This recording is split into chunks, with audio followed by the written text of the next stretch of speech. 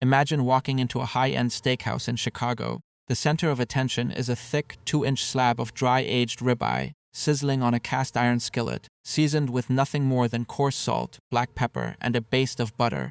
Now, fly across the Pacific to a bustling restaurant in Shantou, China. Here, the star of the show is a plate of beef sliced so thin it is translucent, arranged in delicate patterns, ready to be submerged in a boiling broth for exactly 8 seconds. Both meals feature the exact same animal, yet they represent two completely different culinary universes. This divergence is not a matter of random preference. It is the result of deep historical, agricultural, and anatomical philosophies. When a Western butcher looks at a cow, they see a collection of large muscle blocks to be isolated and roasted.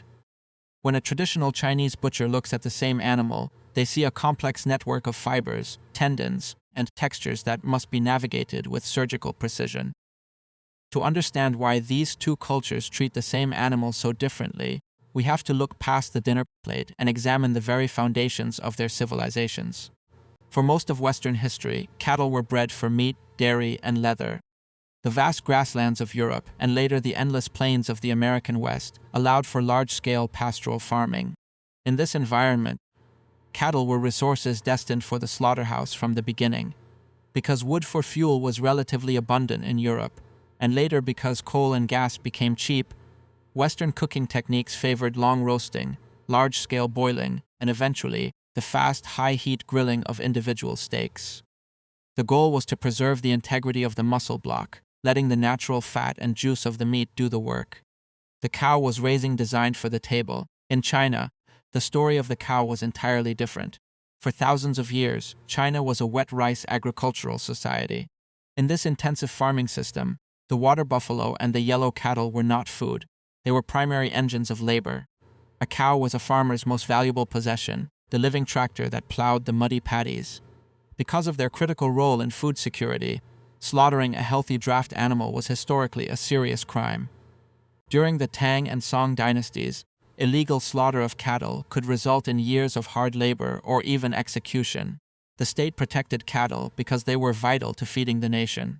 Consequently, the only beef that legally entered the Chinese kitchen came from animals that were either too old to work or had died of natural causes.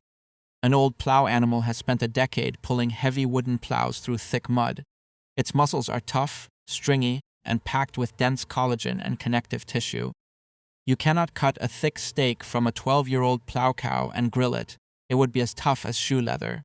This physical reality forced Chinese cooks to innovate. They had to find ways to make tough, lean meat edible, delicious, and digestible.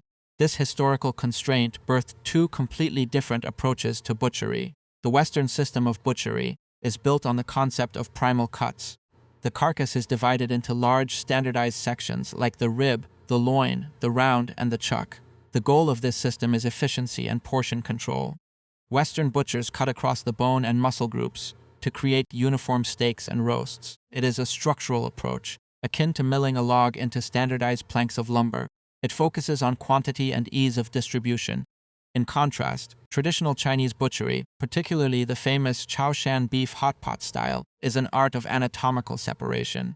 Rather than cutting through muscle groups to make uniform slabs, a Chinese butcher uses a thin, razor-sharp knife to trace the natural seams between muscles. They isolate individual muscles, removing every trace of tough outer membrane and gristle. This process requires an intimate knowledge of bovine anatomy. A master butcher does not force the knife. They guide it through the natural pathways of fat and fascia, separating the meat according to its specific texture. It is a sculptural approach, carving around the natural veins of the material. This difference in butchery leads directly to a difference in cooking philosophy. The Western palate values tenderness and juiciness, which are achieved by cooking prime muscle cuts to precise internal temperatures.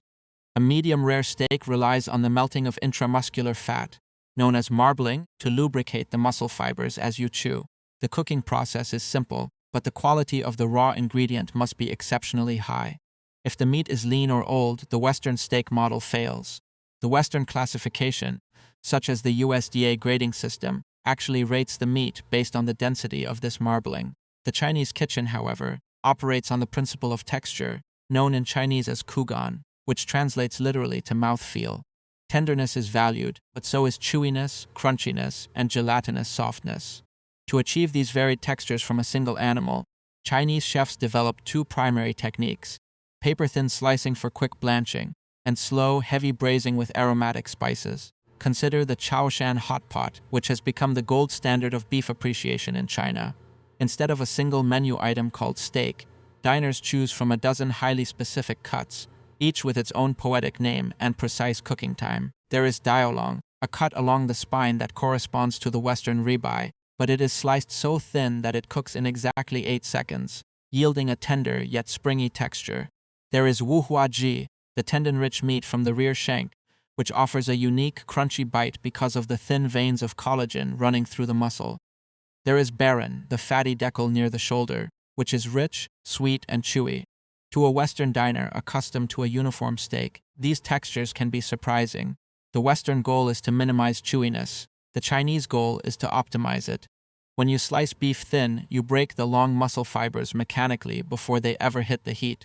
This allows even lean, active muscles to be tenderized instantly in boiling water. For the toughest parts, like the shins, flank, and offal, the Chinese solution is the master stock. By braising these cuts for hours in a soy-based broth, infused with star anise, cinnamon, Sichuan peppercorns, and ginger, the tough collagen is slowly broken down into rich, melting gelatin. Another remarkable example is the famous Kaoshan beef ball. To make these, chefs take lean, tough beef cuts and place them on a heavy wooden block.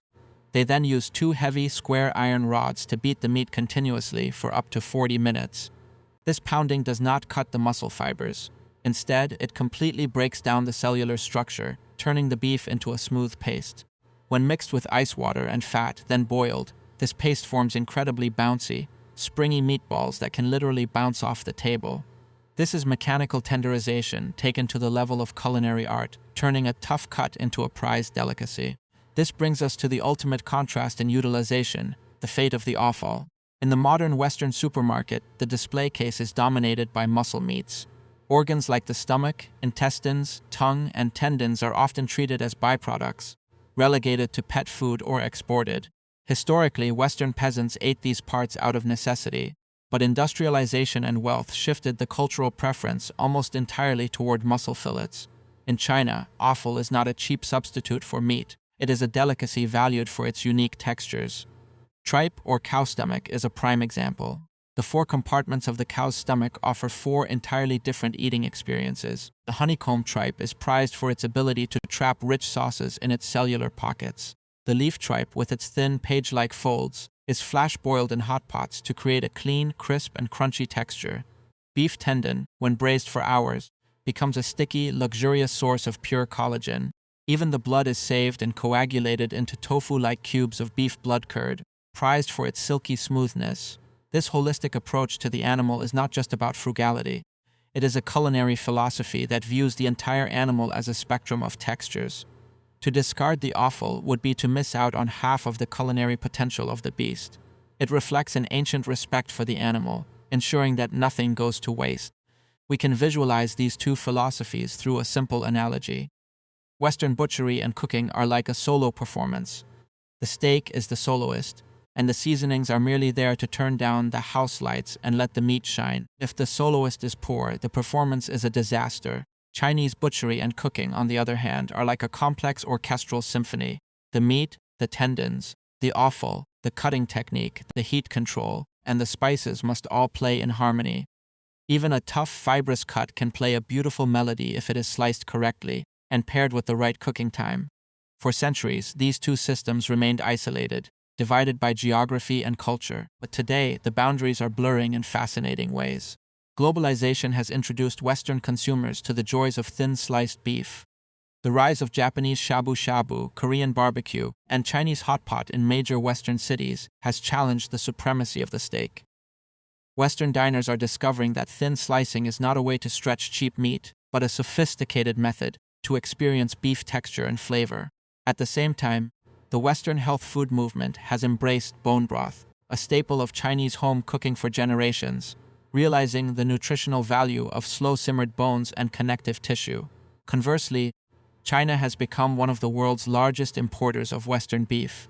Premium steaks from Australia, Brazil, and the United States are highly sought after by the growing Chinese middle class.